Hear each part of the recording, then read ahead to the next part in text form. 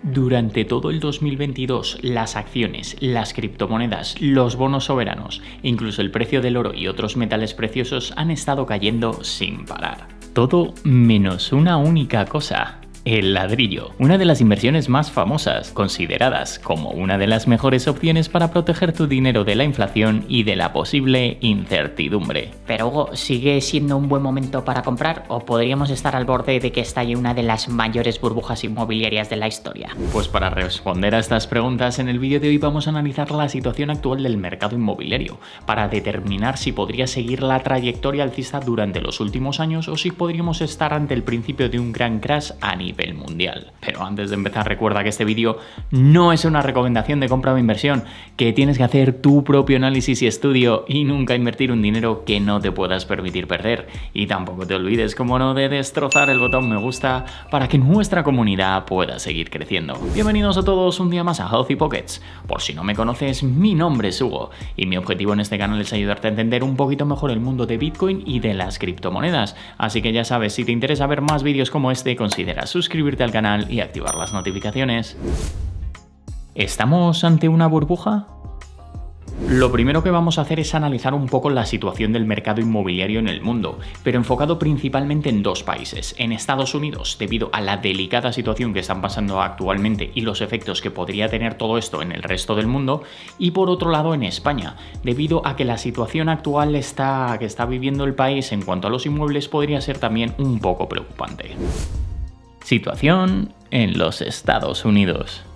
Lo primero de todo, para poder entender mejor y sobre todo para poder comparar bien con la situación actual, vamos a analizar cómo ocurrió la última gran burbuja inmobiliaria en los Estados Unidos en el año 2007. Y es que, como ya vimos en el vídeo sobre la crisis del 2008, la situación que vivían las economías mundiales durante los años previos era de expansión plena, donde parecía que todo iba como la seda, sobre todo si hablamos del sector inmobiliario. Y es que durante el 2001, después de la burbuja de las .com, que dejó a la economía del país en una situación muy delicada, la Fed empezó a dar muchas facilidades a los créditos, bajando los tipos de interés del 6% hasta el 1% en 2 años. Todo ello mientras poco a poco los ingresos de las familias iban subiendo, aumentando así la riqueza y, lo más importante, mejorando las perspectivas a futuro. Y es que al juntarse todos estos factores no podía haber más incentivos para adquirir una nueva casa con una hipoteca, con unos costes iniciales muy asequibles, una perspectiva a futuro muy buena y unas condiciones casi de risa, lo que poco a poco hizo aumentar el precio y la especulación,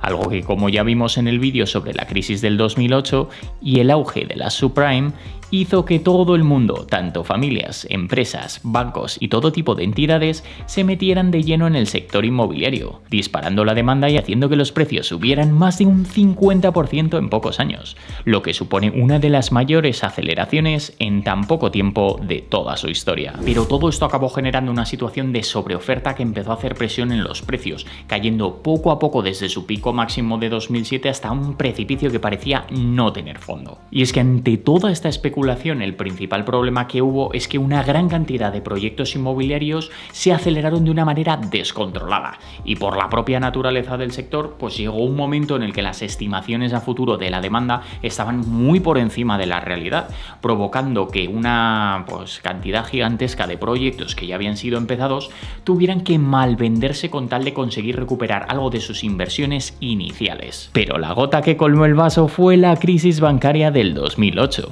Que acabó acelerando aún más las ventas de los activos inmobiliarios que tenían las entidades bancarias, llevando a una caída en picado del precio de la vivienda, lo que provocó una situación muy desagradable para la mayor parte de la población estadounidense, ya que su propia casa valía mucho menos de lo que les quedaba por pagar de sus deudas. Entonces, teniendo en cuenta todo esto, podemos ver con una mejor perspectiva la evolución del mercado inmobiliario durante estos últimos años y ver si es posible que hayamos llegado a la misma situación que provocó la última gran burbuja inmobiliaria.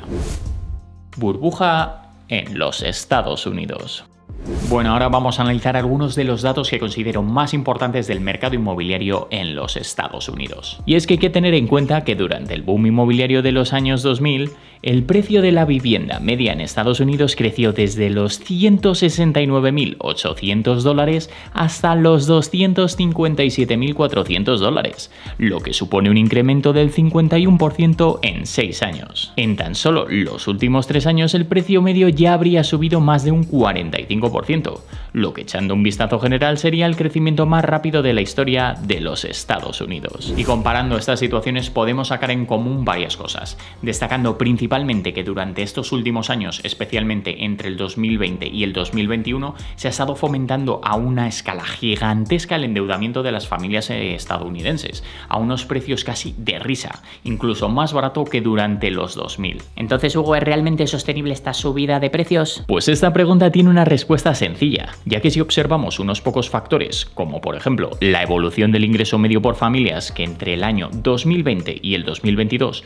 tan solo habría subido un 4%, lo que si restamos la subida de los costes de préstamos en relación al porcentaje de los ingresos mensuales, podemos ver cómo el índice de capacidad de pago ha caído casi un 40%. Y esto sin tener en cuenta las subidas más recientes de los tipos de interés, que analizando la evolución de los costes hipotecarios en todo el 2022, podemos ver cómo ha llegado casi a duplicarse en términos relativos. Pero además de todo esto tenemos que tener en cuenta la situación actual con los tipos de interés, ya que la Reserva Federal de los Estados Unidos ha estado subiéndolos rápidamente,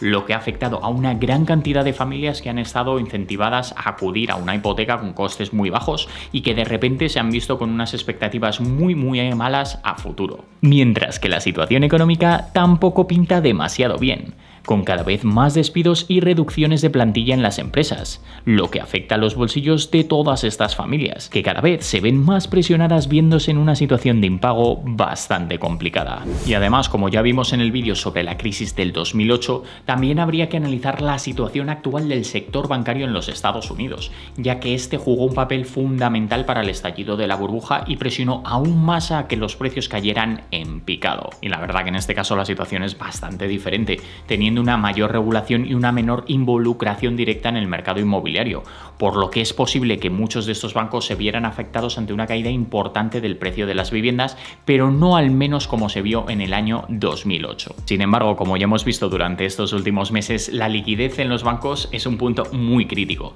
y cuantas más subidas de tipos haya, más problemas van a tener, y por lo tanto también más maneras tendrán de buscar liquidez a corto plazo, y una de ellas será la venta de las propiedades que tengan como inversión. Además, analizando por encima la evolución más reciente de la venta de casas, podemos ver cómo el precio medio interanual cada vez va siendo menor, llegando a ser incluso negativa durante el mes de febrero del 2023. Vale, Hugo, pero entonces, ¿cuál es tu opinión? ¿Empezarán a caer los precios? Pero antes de ver todo esto vamos a hacer el mismo análisis en el caso de España, y al final del vídeo te daré mi opinión personal sobre la situación en general y si es un buen momento o no para el mercado inmobiliario.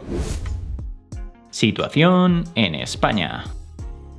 Bueno, después de haber analizado la situación en los Estados Unidos, vamos a analizar si estamos ante la misma situación en España. Y lo primero de todo tenemos que entender que no solo ambos países son muy diferentes, sino que ambos sectores y la última burbuja inmobiliaria se vivió de una manera completamente distinta, tanto en un país como en otro. Y es que a diferencia de Estados Unidos, en España se juntaron varios factores que hicieron que la demanda inmobiliaria se disparara en unos pocos años, llegando a crecer incluso mucho más rápido en términos relativos. Sobre todo si tenemos en cuenta que entre el reciente ingreso de la Unión Europea y la adopción del euro como moneda oficial hizo que durante los primeros años del 2000 España viviera un crecimiento económico bastante importante, además de una facilidad para la financiación mucho más barata, lo que fomentó un mayor acceso a créditos hipotecarios en un menor tiempo. Y además, por aquel entonces el sector inmobiliario español empezó a crecer a unos niveles tan grandes que hizo que poco a poco una gran parte de la economía dependiera directa e indirectamente de este sector, teniendo el famoso y el polémico caso de las cajas de ahorro. Y teniendo todo esto en cuenta, vamos a analizar un poco la situación actual del sector inmobiliario en España, para ver si estamos ante otra gran burbuja a punto de estallar, viendo lo primero de todo la evolución del precio de la vivienda desde la última gran crisis. Y teniendo como referencia los datos del INE, que, como podemos ver, el precio medio estuvo cayendo en picado durante nada más y nada menos que 6 años, hasta alcanzar un mínimo en el año 2013, para luego ir recuperándose poco a poco y empezar así una subida constante desde el año 2015, teniendo como referencia que desde entonces el precio medio solo había subido un 41% aproximadamente, pero sin haber superado todavía el pico anterior de la crisis del 2008. Entonces esto ya nos da un primer vistazo de que el precio de la vivienda en España no ha terminado de recuperarse del todo y que, a diferencia de los Estados Unidos, ha conseguido mantenerse en unos niveles relativamente normales incluso después de la pandemia. Además, analizando la evolución de la renta media de los hogares españoles, podemos ver cómo frente a los años más complicados para el país, como el periodo del 2013 al 2015, se ha conseguido recuperar un poco. Sin embargo, tampoco es que haya conseguido grandes logros frente a la renta media que había en el año 2009, mientras que recientemente los costes de mantener una hipoteca han estado a un ritmo muy pero que muy acelerado, debido a las recientes subidas de los tipos del Banco Central Europeo, lo que podría estar poniendo en una situación de estrés financiero a las familias con una hipoteca que no ven aumentar de manera equivalente sus salarios. Por lo que, teniendo en cuenta todos estos datos, voy a daros mi opinión personal sobre la situación actual tanto en España como en Estados Unidos. Conclusión final. Pues como ya hemos visto, la situación en ambos países es muy pero que muy diferente, aunque tienen algunas características que pueden ser bastante parecidas entre sí. Y empezando por los Estados Unidos, creo que la situación es un tanto preocupante, y es que, teniendo en cuenta en general la evolución de los precios de la vivienda y el estrés financiero que viven las familias allí, podría indicar que dentro de poco los precios empiecen a caer como ocurrió en el año 2007, y que si encima pues contamos la situación que estamos viviendo en el sector bancario y que la Fed sigue empecinada con llegar al 2% de inflación subiendo los tipos durante un tiempo, es posible que todo esto se acelere por parte de las entidades financieras y acabe presionando los precios a la baja durante una temporada. Aunque también creo que incluso con todo lo que estamos viendo, dudo que lleguemos a una situación como la que vivimos en el año 2008, ya que también hay una menor involucración por parte de los bancos y una mayor regulación que, por suerte, pues poco tiene que ver con la de aquel entonces. Sin embargo, el caso de España es muy pero que muy diferente. Y es que, teniendo en cuenta el análisis que ya hemos hecho, podemos ver que aunque hayan conseguido recuperarse, el precio medio de la vivienda tampoco es que haya aumentado de una forma tan acelerada como en los Estados Unidos. Y sí, la situación económica del país no es que sea precisamente para tirar cohetes, pero incluso con las nuevas subidas de los tipos de interés del Banco Central Europeo, o que incluso se vuelvan a acelerar las ejecuciones hipotecarias, veo mucho más improbable que en el caso de los Estados Unidos de que veamos la misma situación que en el año 2008. Sobre todo porque desde entonces el efecto tan devastador que ha tenido en la economía en general y en el sector financiero de España, se han aumentado las regulaciones y las medidas necesarias para evitar un nuevo colapso parecido. Entonces, aunque pudiéramos ver una pequeña desaceleración del precio de la vivienda, creo que sería en una menor escala que en los Estados Unidos y probablemente provocada por una mala situación general en la economía y no porque estemos ante una nueva burbuja inmobiliaria en el país. Y esto es muy importante, y es que sin duda, ante la subida de tipos de la Fed y del Banco Central Europeo,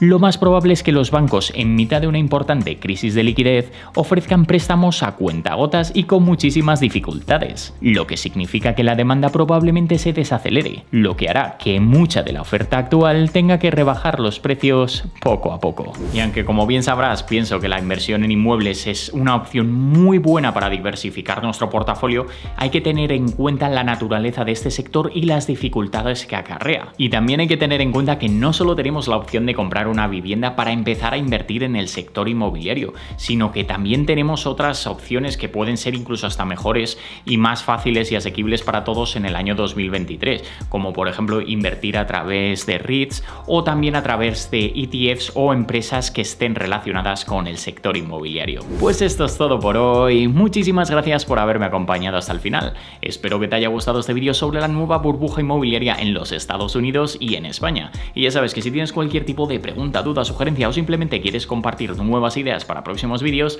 puedes escribirme como siempre en los comentarios. Recuerda también, como no, destrozar el botón me gusta, suscribirte y activar las notificaciones si es que aún no lo has hecho. También me puedes seguir en mis cuentas de Instagram, Twitter y TikTok, donde publico todos los días. Que tengas un día increíble y nos vemos en el próximo vídeo. Save to invest and have healthy pockets.